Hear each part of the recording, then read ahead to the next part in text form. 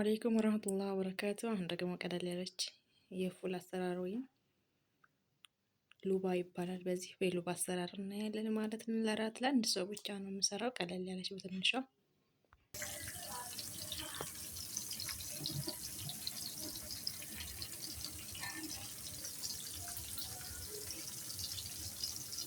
ይቺ ናት ማለት ነው። ፉላ አንድ ሰው ለእሱ በቂ ናት።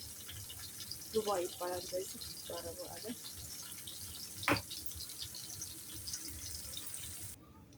እዚህ የተጠቀምኳቸው ቅመሞች አሉ። ሰኑድ፣ ፍልፍል አስወድ፣ ኩርኩም ወይም ህርድ እና ፍልፍል ሐር ወይም በርበሬ ማለት ነው። ተጠቅሜያለሁ። እነዚህ እንጨምራለን።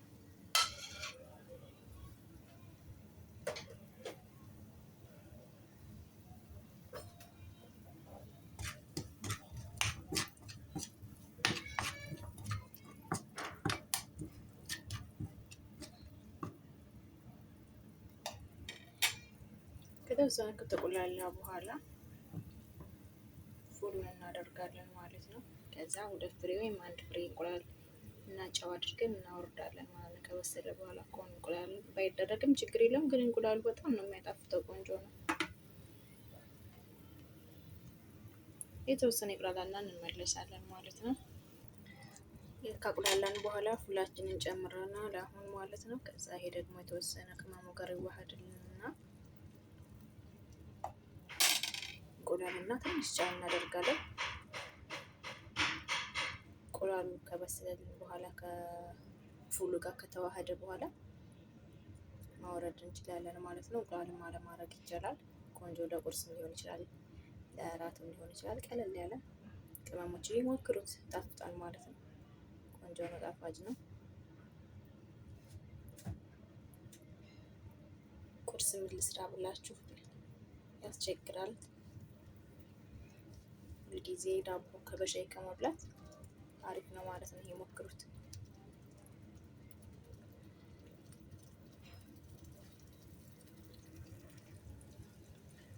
አሁን አንድ ፍሬ እንቁላል እናደርጋለን ማለት ነው። ለአንድ ሰው ከሆነ አንድ ፍሬ እንቁላል በቂ ነው።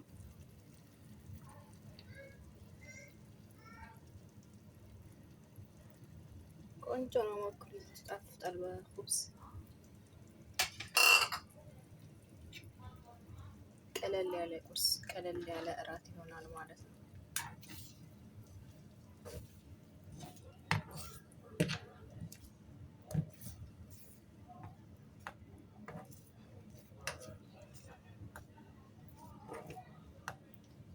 ጨውና እንቁላል አንድ ፍሬ እንቁላል ያደረኩበት